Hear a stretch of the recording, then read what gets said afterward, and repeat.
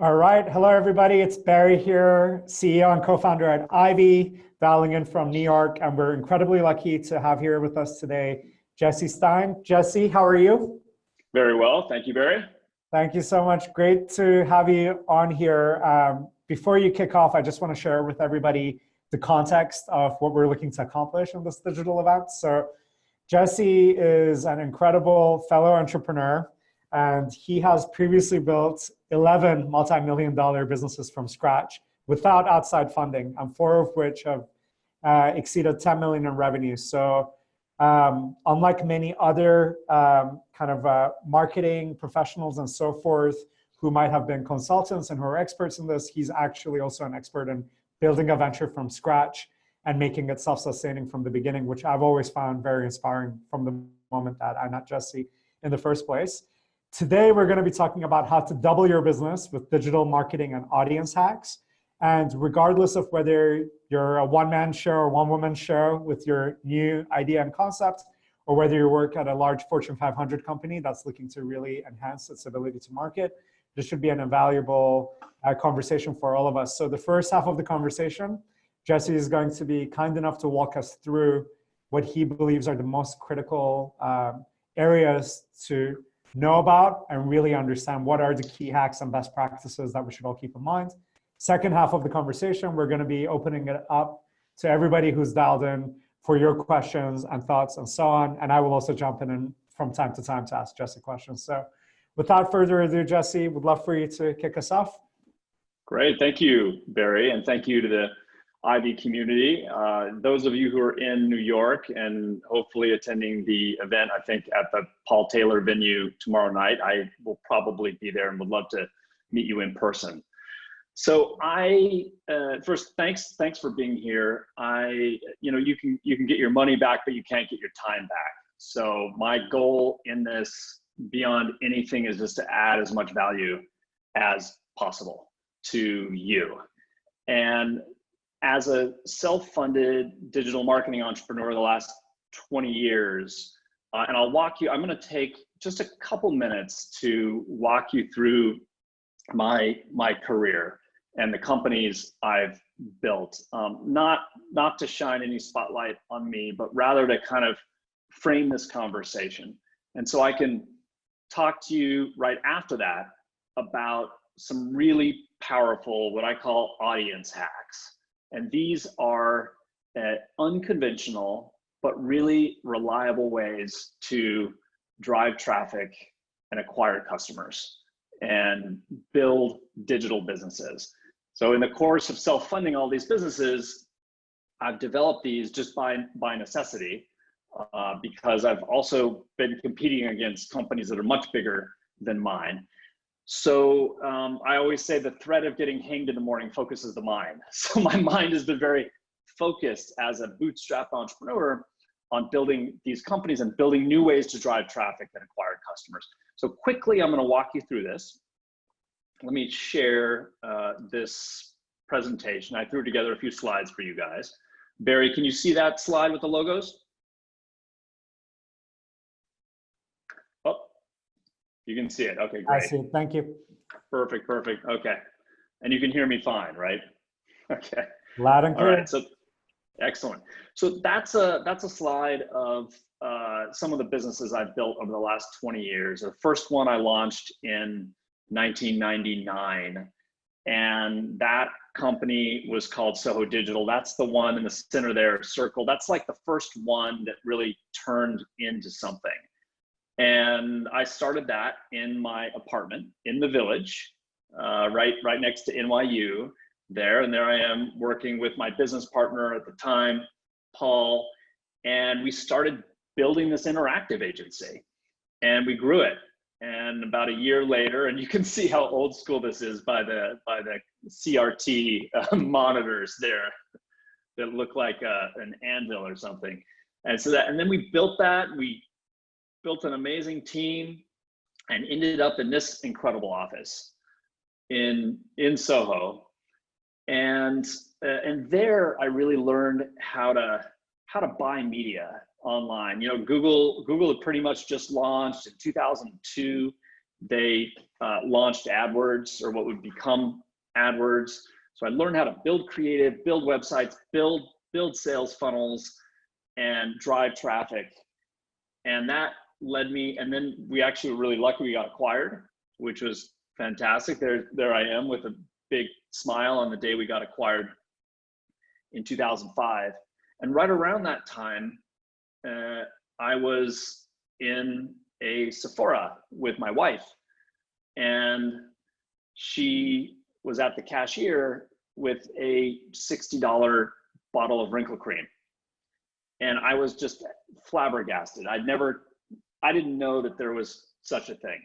I just figured as your prototypical, dude, that there was no cream that cost more than $4. So I asked her to show me this wall of wrinkle creams. And I figured it would just be a small section. It turned out it was, a quarter of the store.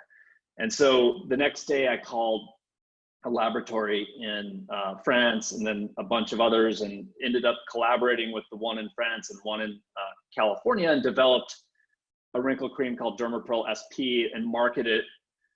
This was starting in 2004.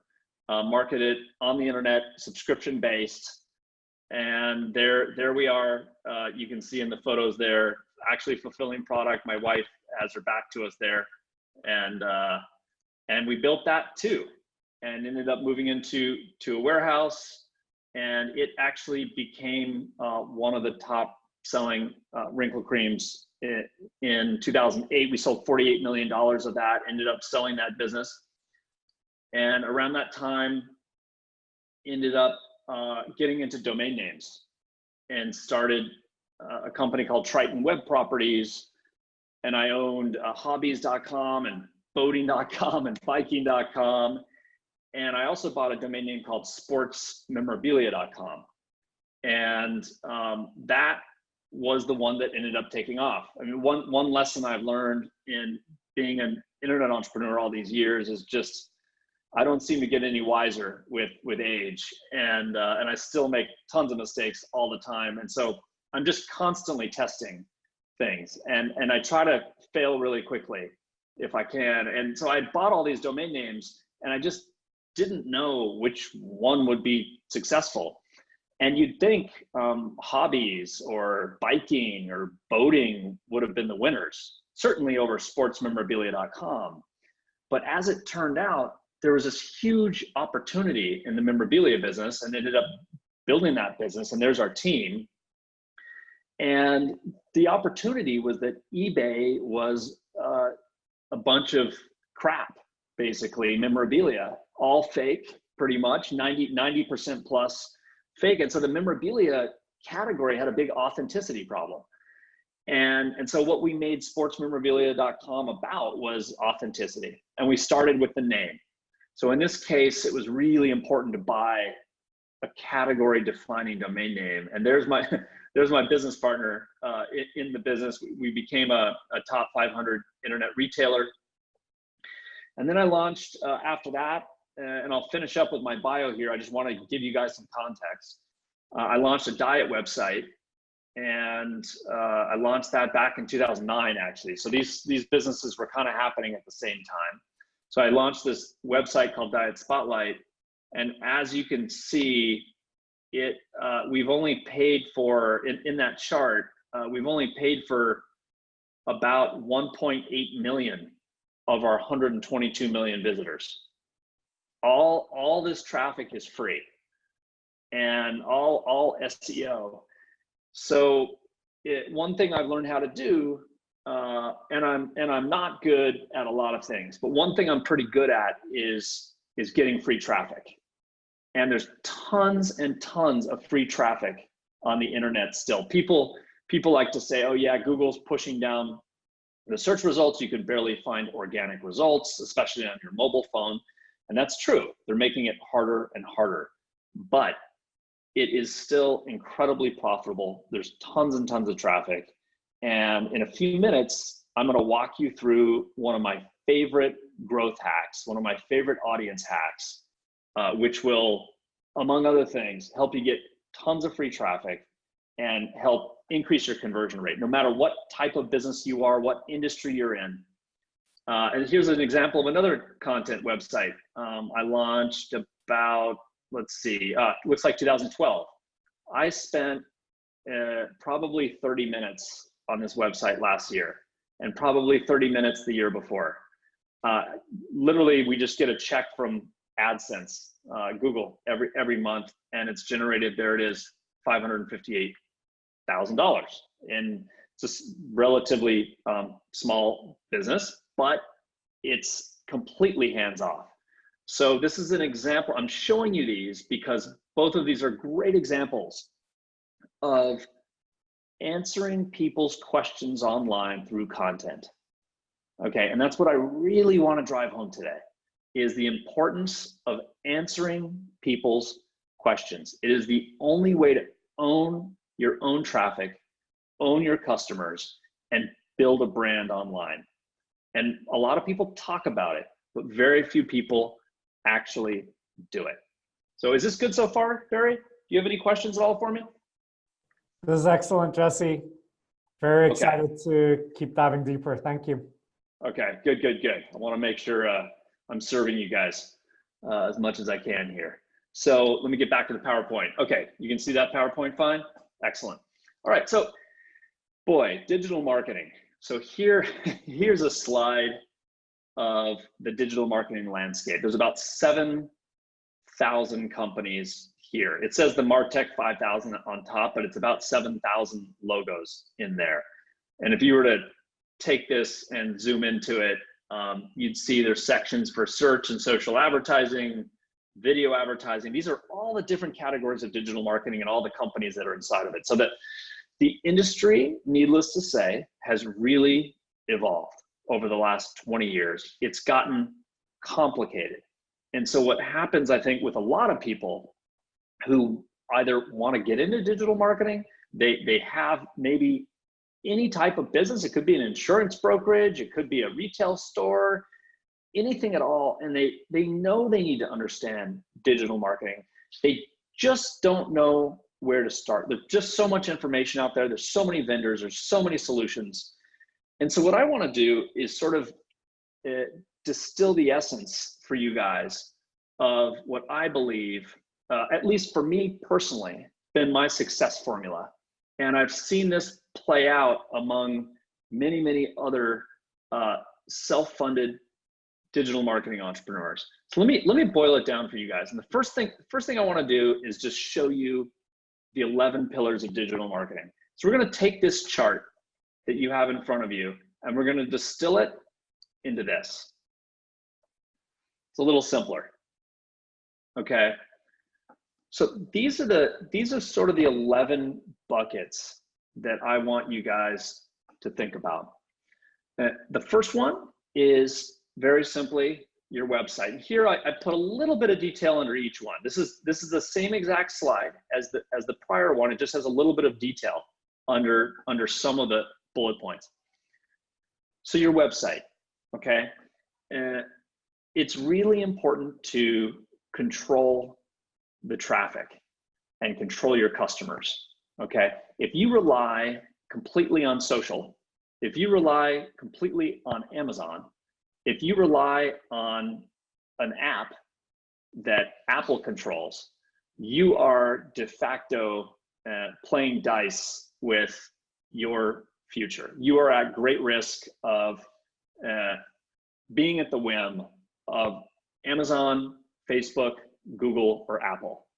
And so, of course, you want to buy media across all those channels. Of course, you want to create and distribute content throughout those channels. Of course, you want to play to those. But the center of the universe, of your digital marketing universe, should be your website. Your objective should be to drive traffic to your website, and over time, collect email addresses and create a really high value following the way that Ivy has, right? That's the way to build a sustainable digital business. Okay, so the second pillar is your audience.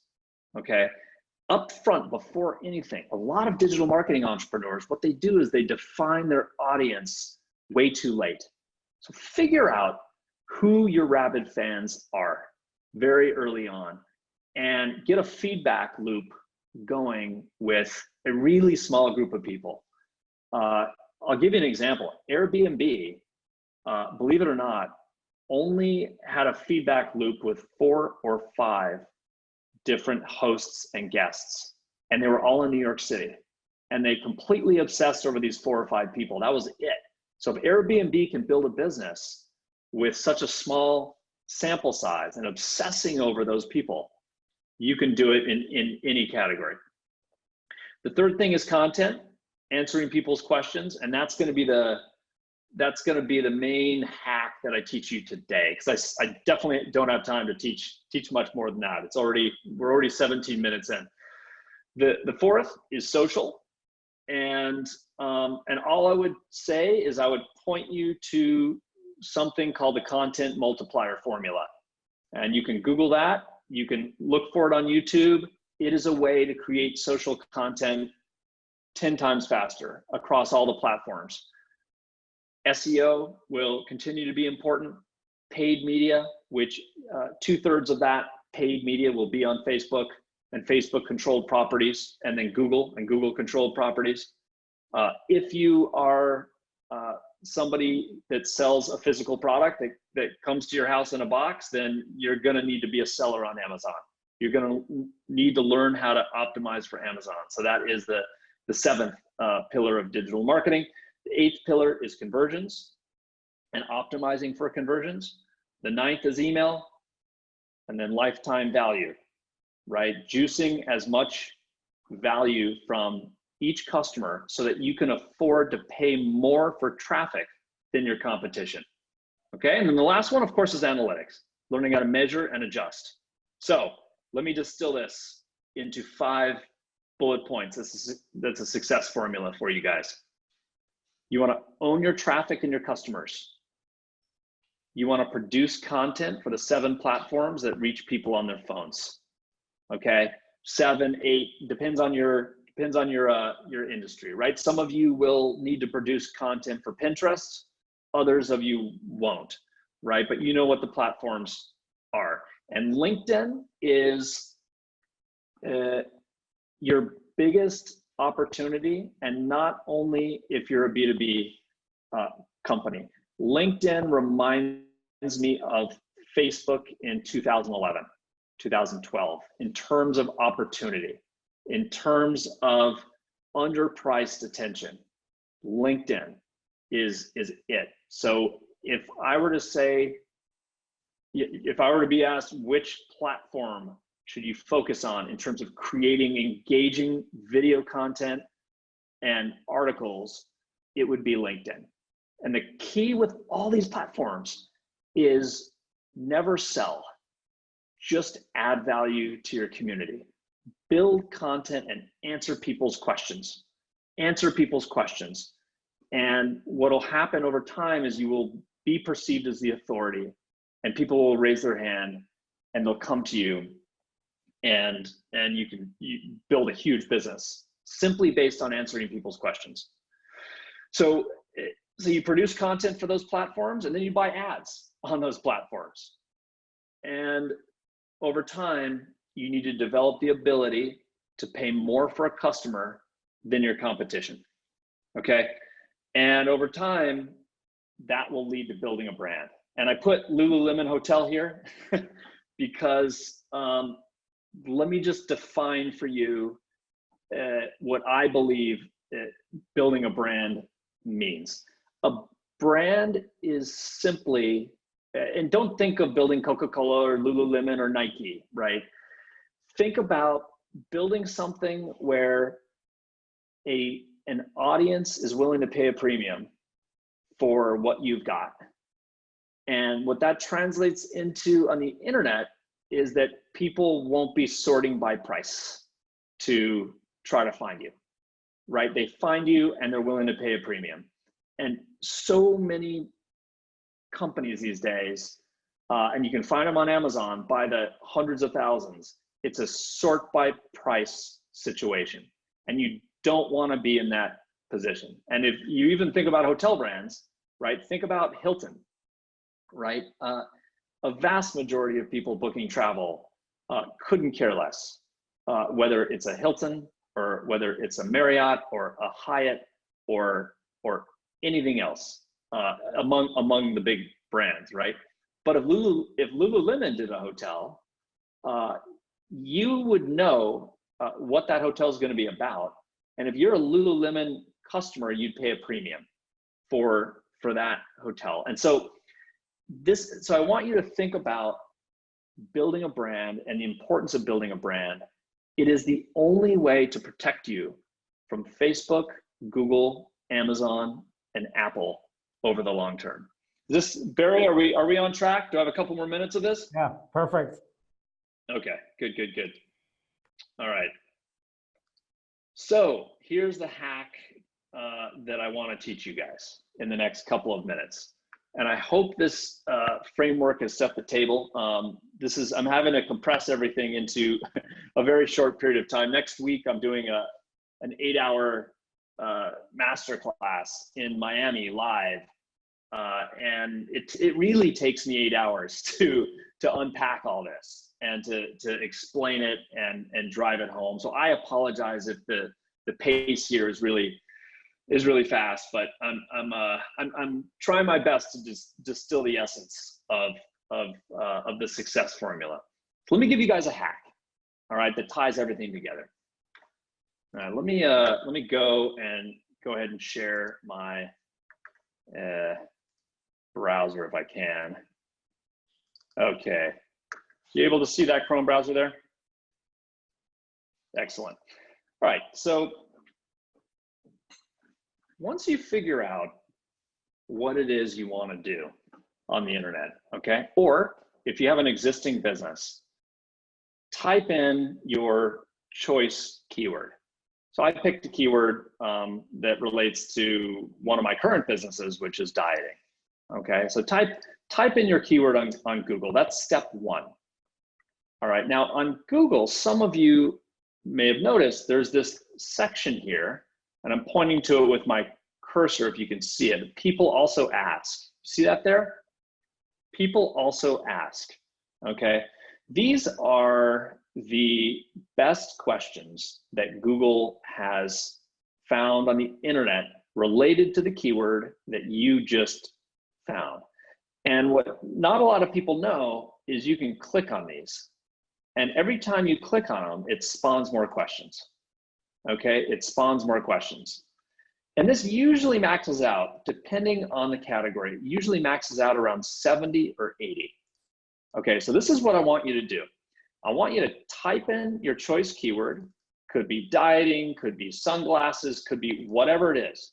All right, then I want you to go to the people also ask, and I want you to click until it stops. And then I want you to take all of the questions and answers and copy and paste them into a Google Sheet or an Excel spreadsheet. So now, what do you have? You have all the questions and answers that Google believes in its infinite wisdom, with all its compute power. These questions and answers are probably the result of trillions of compute cycles and calculations, all right here in front of you. You're going to take these, you're going to put the question in one column, you're going to put the answer in another column, and then you're going to go to an Uber of writers type platform. And my favorite one is one called Text Broker, okay? And you're going to put these up and have writers rephrase. They're going to reword the answers. And now you have original content. And then what you can start to do is go to Quora, which is by far the most popular question and answer site.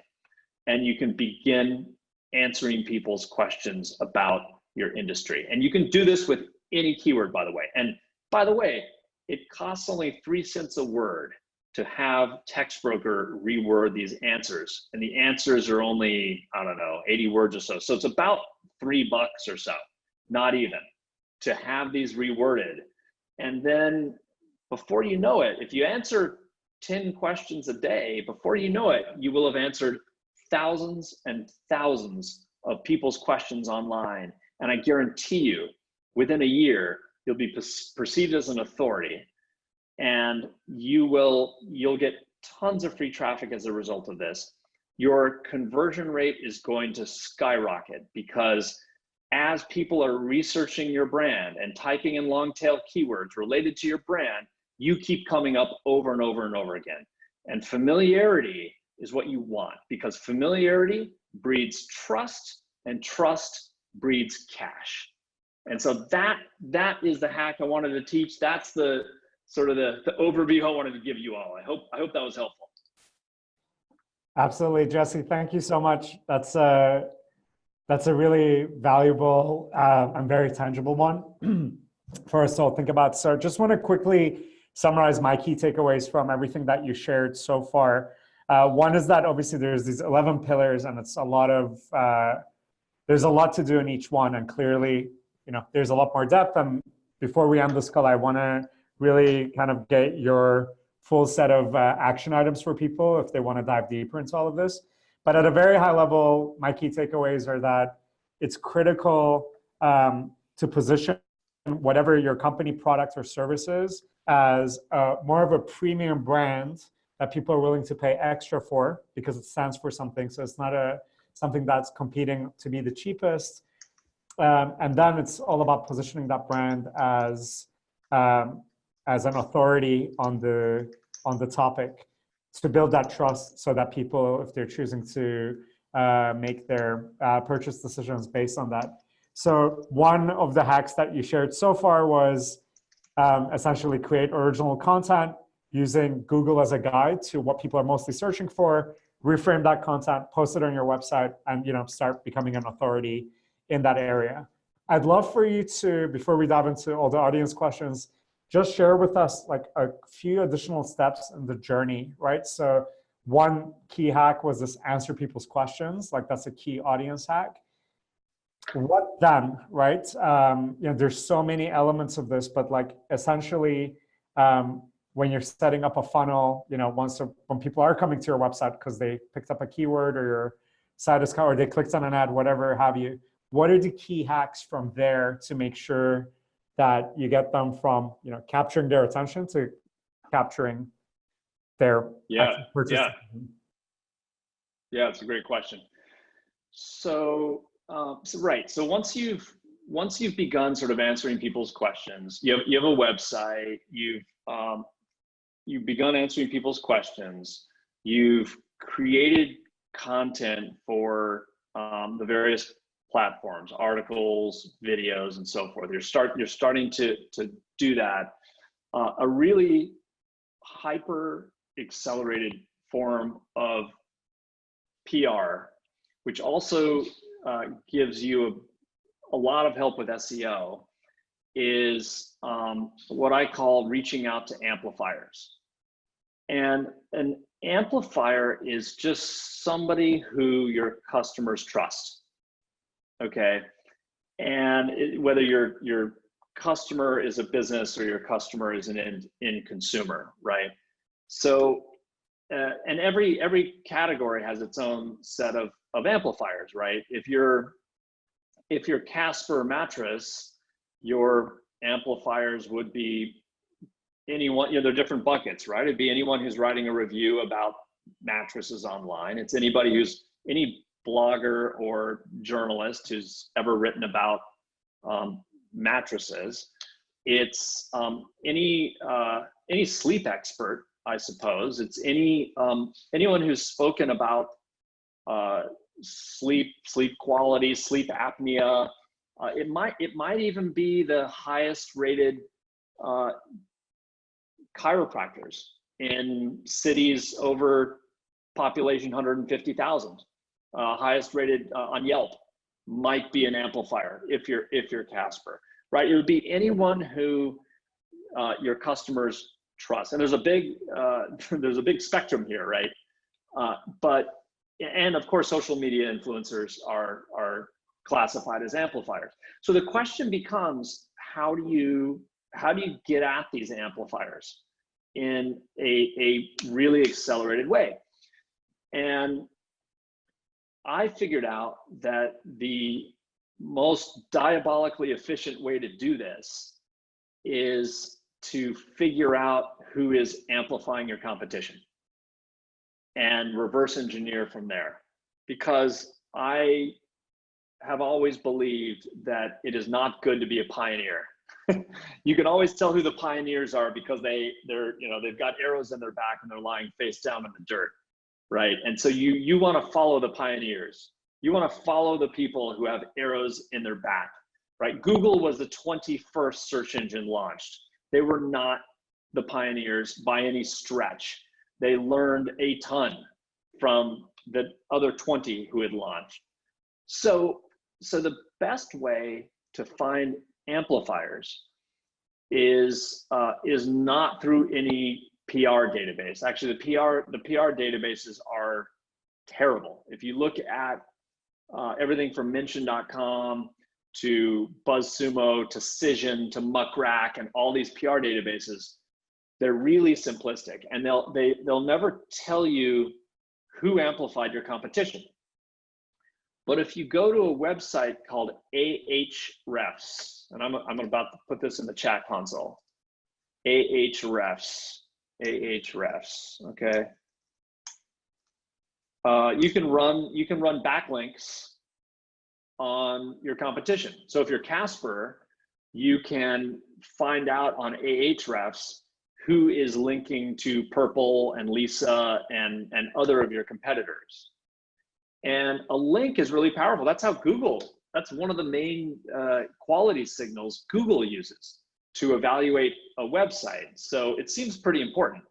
So what you do is you run backlinks on your competition on Ahrefs, and then you take that spreadsheet. Ahrefs, you can pay the $100 for a month, or you can do a free trial.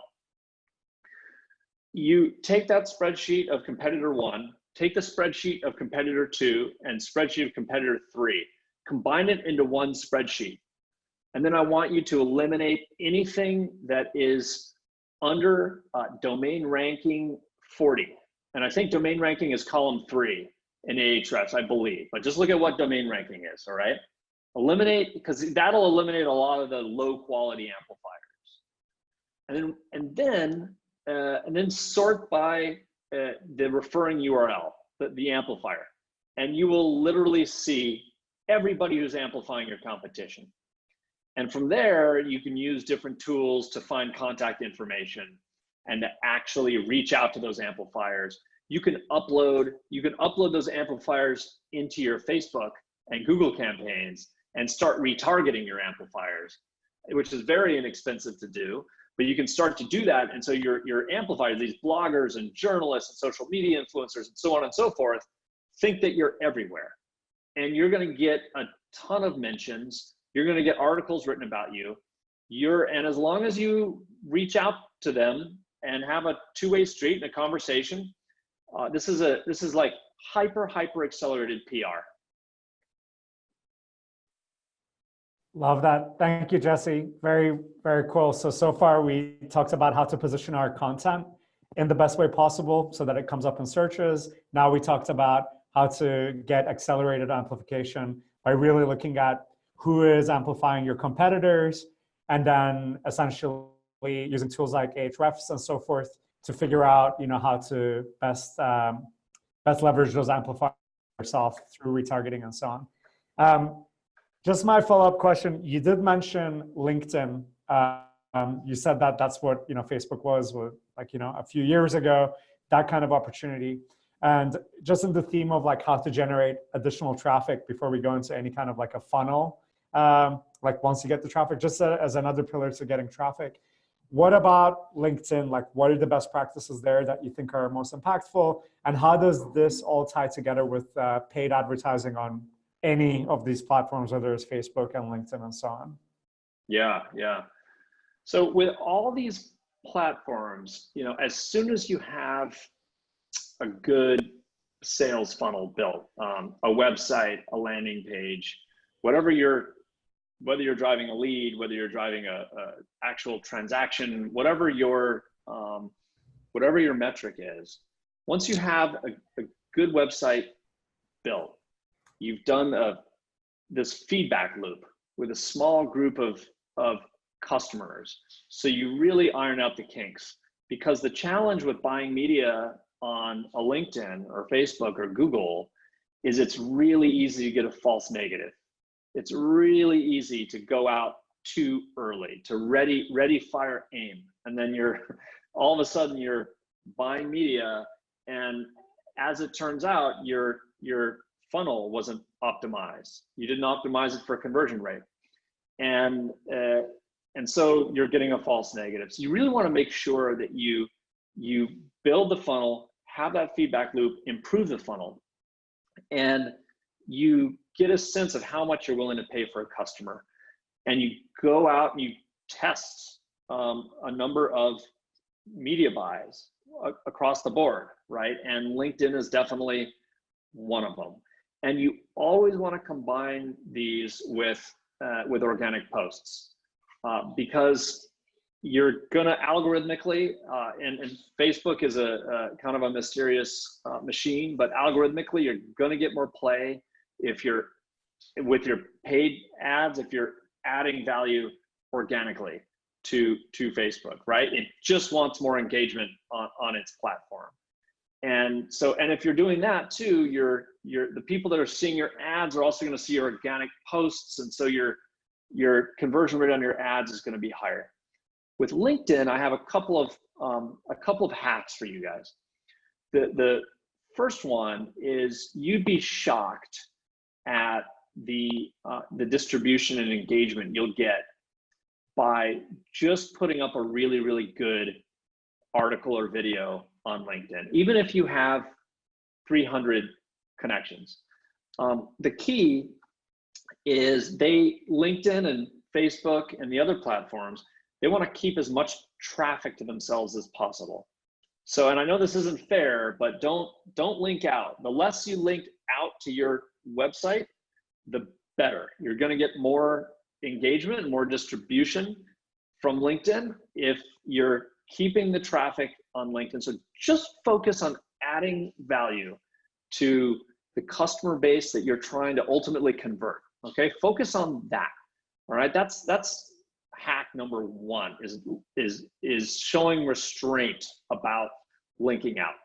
Okay, the second one is, and there's automated tools for this, but you want to visit as many LinkedIn profiles as human. You don't need to connect with those profiles, okay? But you want to visit as many LinkedIn profiles as humanly possible. And there are tools that do this in a really efficient way, and they pause just like a human being. So literally you can set up one computer and have that computer visit thousands of profiles a day. And I'm going to explain to you why. Okay, so you're going to find on LinkedIn Sales Navigator, okay, and LinkedIn.com, those two, and you definitely want to sign up for LinkedIn Sales Navigator. It's super valuable. I mean, the ways that you can slice and dice data and drill right into your audience are just incredible. And then you want to identify all the people, companies, associations, groups that you think are important for growing your business. And then you want to visit those profiles. And the reason you want to visit as many profiles as possible is because the second most popular thing to do on LinkedIn is to see who visited your profile. And so it turns out that 6% of those people whose profiles you visited will reach out to you. And so it's just a huge numbers game. So you visit, 1,000 profiles and 60 people will reach out. So it's a big numbers game.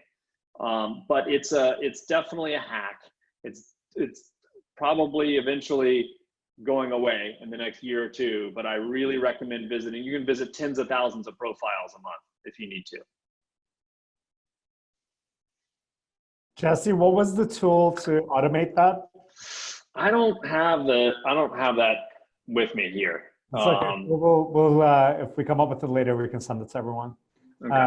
Thank you for that.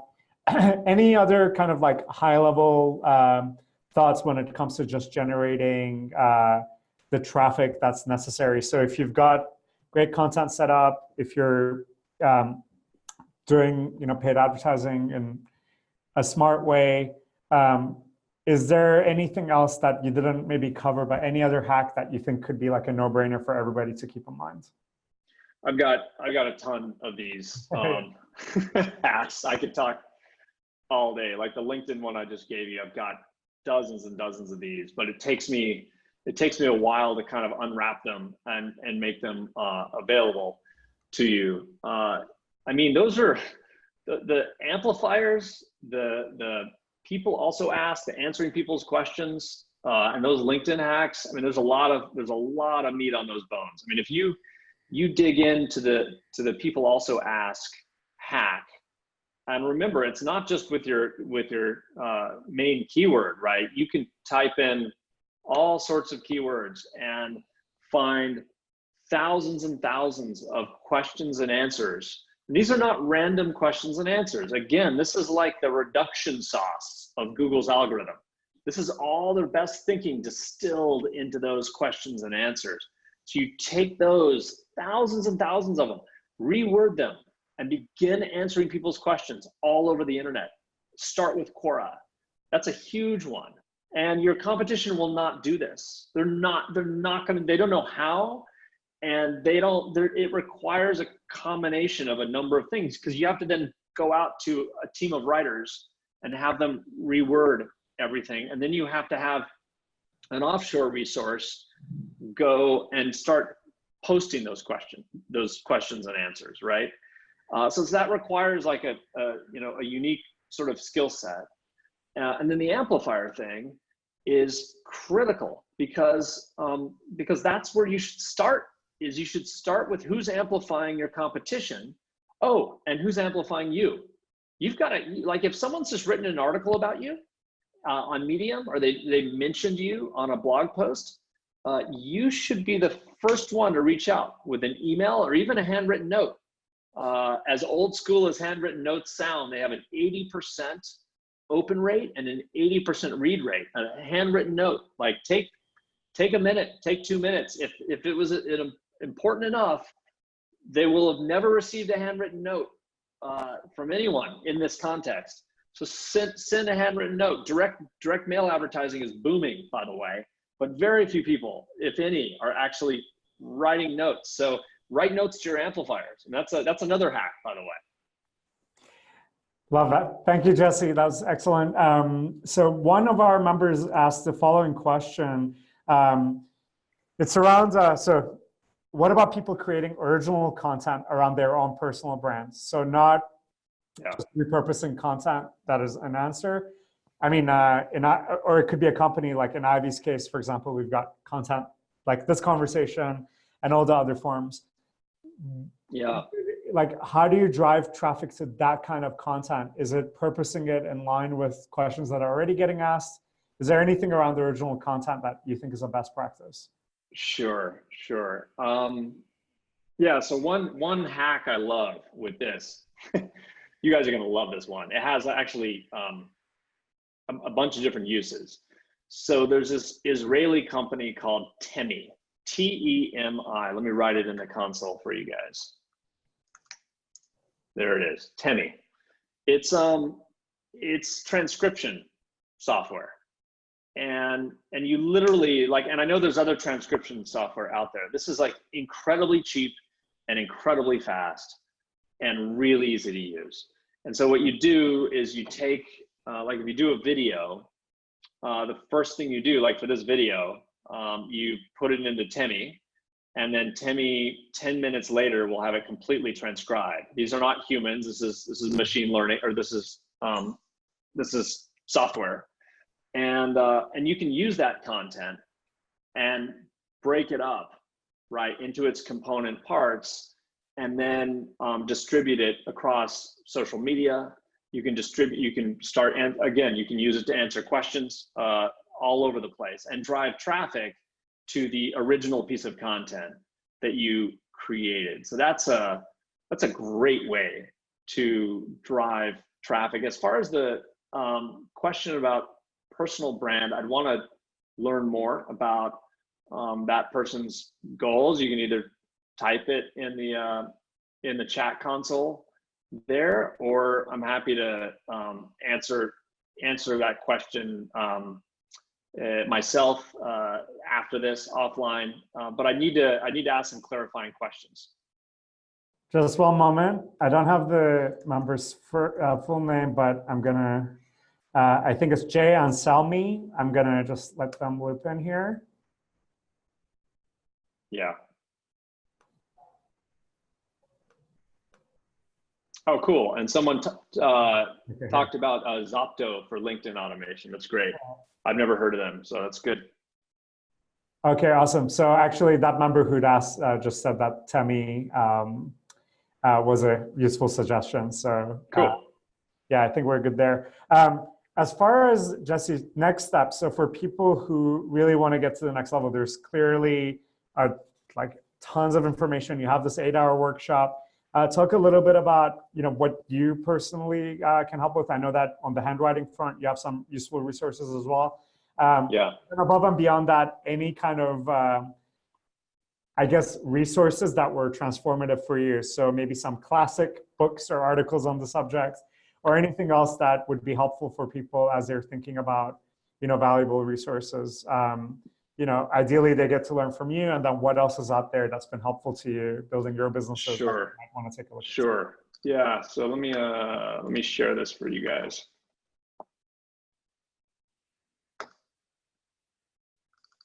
Okay. So you see those essential tools there. Yeah, those are some great tools that have sort of been. These are the ones that I use most in any given day. So I use SEMrush for SEO and paid advertising. What runs where to get a blueprint of all my competitors' ads. And then Built With is amazing. You run Built With on your competition, and you can see all the different tools they're using. So what landing page, what A/B optimization software they're using, what you name it, it reveals everything immediately. Ahrefs I talked about before for backlinks. Uber Suggest is just a great tool for keywords. And then of course, Google Console and Google Analytics are just, in my mind, totally standard for diagnosing problems with your website, and then optimizing, and then analytics, of course, for measurement. So those would be the essential tools. I think you also asked about books. Yeah, so there's several there. I would, if I had to pick the most important, most influential ones, I would say exponential organizations. So here, exponential organizations. I would say Lean Startup. I'd say, I think it's called, the Peter Thiel book is 0 to 1, I think. I would say Measure What Matters. John Doerr, which is great. Measure What Matters is actually based on the classic Andy Grove book that was written in the 80s. But it's Measure What Matters is great. What else? Persuasion and Persuasion, right? The same guy. I'm forgetting his name. I apologize. He's phenomenal. Persuasion and then Persuasion. Persuasion was written decades ago, and then Persuasion is his most recent one. And I think anybody looking to convert traffic on the internet needs to know all the results of persuasion research over all these years. Let's see, exponential organizations, lead. I put lead. I meant lean startup. Sorry about that. And of course, I mean, if you read the Jeff Bezos, the Everything Store book is great. The Elon Musk book is great. But those aren't essential for digital marketing per se. So I really like the, yeah, thank you, the Cialdini one. Yep. Yeah, so those would be the books I'd recommend. Okay, excellent. And so Jesse, for those who want to become an expert on these, clearly they need to keep diving in, reading the books, figuring things out, right? The way that you've done and you continue to do, because it's not like you learn everything and then you just kept using the same things. It looks like you keep up to innovating. One of our members asked, Diane Collins, she was asking, in her case, she has a ton of original content, a lot of different ways to use it, but she's saying like, she's like overwhelmed by it. Like, can you recommend a company or a person to do the work for me?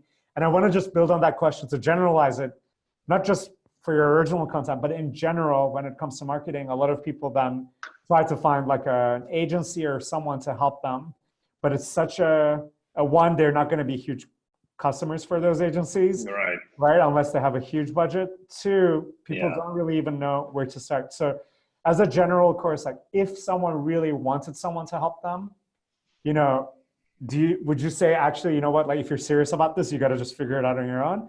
Or is there, you know, are there resources where you can kind of like really have someone help you get these things set up? Like maybe even from the simplest website to the simplest kind of like content generation platforms. Yeah. So I really like 99 Designs for your logo. I like Fiverr for various tasks that are pretty easy to do and commoditized. I like, and then I like Upwork for almost everything else. Literally, I mean, I've had a lot of success with Upwork. And what the cool thing about Upwork is, over time you can like work with the same people that you really trust. And so Upwork is a great model for people who can't necessarily afford to bring in, you know, a bunch of full-timers to work on taking your original content, syndicating it out to social media and so forth. Or it might not just be a cost issue. It might just be that you want to test first. You know, you don't want to ready, fire, aim on, you know, an $80,000, $100,000 plus a year, you know, content person. That you want to find someone on Upwork with those qualifications, and always add the person to your Slack channel. That's what we do. Like right away, like we start working with them and it's like, what's your Slack? Boom. And then you add them to your Slack. And so they're part of your team all of a sudden. And if they're good, then you keep them. And for example, there's a designer, a web designer that we found on Upwork some time ago, and he just turned out to be great. And he's just like on my Slack channel, like everyone else. And then we have a team in the Philippines, and they're on Slack channel. We have programmers in Canada, they're there, and it's just may as well, same as employees. The difference is you're paying vastly less money because it's on demand. Excellent. Thank you, Jesse. So specifically about your workshop that's coming up, as well as the audience.co, would be great if you could share a little bit with our members what those are about, whether it's relevant for them personally or maybe for their companies. It would be good to have an idea of how they can take advantage of those other resources that you've created. Yeah, absolutely. So the seminars are just a small part of what I do. I really like to teach digital marketing, and I hope I've added value to you guys today, but it's tough to do it in an hour. And so I do these 8-hour workshops face-to-face, and you get a big binder, and we really dig into all these hacks. And those are $1,000. And my next one is next week. I'm capping it at 70 people. We're almost full now. It's next week in Miami. So for what it's worth, it's there. Feel free to reach out if you're interested. We have a handful of slots left. But the main thing I do is a software company called audience.co. And we do two things. We basically take two of the hacks that I told you about, and I taught you how to hand crank those, if you will. I taught you the steps for doing it, and I really simplified them. And the first one was the amplifier hack, which is awesome. If you really want to take it and blow it out, it requires a lot, and you can't hand crank. You can't do it by hand. There's no way to combine different tools to do it. So I built software that finds all your amplifiers in real time, and it ranks them, and then it finds all the contact information. So that's the first piece of what I do. And then the second piece is I taught robots how to write exactly like human beings. So they hold a pen and they write with the same pressure and slant and flow. It's actually pretty creepy when you see them. It sounds straightforward, but it took me about a year and a half and 5 programmers and a lot of pulling my hair out, and probably tested 50 different pens. But the notes are absolutely beautiful, and we have several different fonts, and it's just an incredible way to break through to any prospect, any customer, anyone you're trying to get in front of, no matter how busy or important they are. They will, and the envelope is handwritten as well, they will absolutely read, they will open and read whatever you have to send. So you actually have to be careful with this because you get so much inbound activity as a result of it that your sales team has to be ready to handle everything. So that's what I do. And so the amplifier piece, we generate the amplifiers and then we send the notes to the amplifiers. So if there's a journalist at Huffington Post who just mentioned you, we know about it, we find their contact information, then we have our team of writers write a personalized message on a note, and that Huffington Post journalist receives a compliment on something they just wrote 2 days ago. And that's a really powerful, hyper-accelerated way to do PR. So that's audience.co, and that's what I do. Excellent, Jesse. So we'll be sending out details for the workshop you're hosting next week in Miami. If you have other workshops for New York and our other cities, we'll be sure to let our members know as well. And then audience.co, I think, is a very powerful thing. So I'm excited to give it a shot myself. Can't thank you enough for today. This was an incredible spark for, I think, all of us to start thinking about these hacks. And we're looking forward to supporting you in all your endeavors. Thank you so much. Thank you, Jesse. Take care. Thanks, Thank you, everybody, for dialing in. See you soon. Thanks, everyone. Bye.